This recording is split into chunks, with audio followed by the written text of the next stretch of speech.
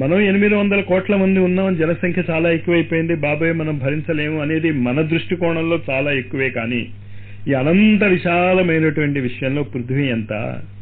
పృథ్వీ మీదే 84 కోట్ల జీవరాశులు ఉన్నాయంటున్నారు. అందులో మనిషి ఒకడు. చేత ఈ అద్భుతమైనటువంటి మానవ శరీరం మీకు లభించడమే గురువు యొక్క అనుగ్రహం. అంచేత మీరు వేరే గురువుని అనుకోకర్లే.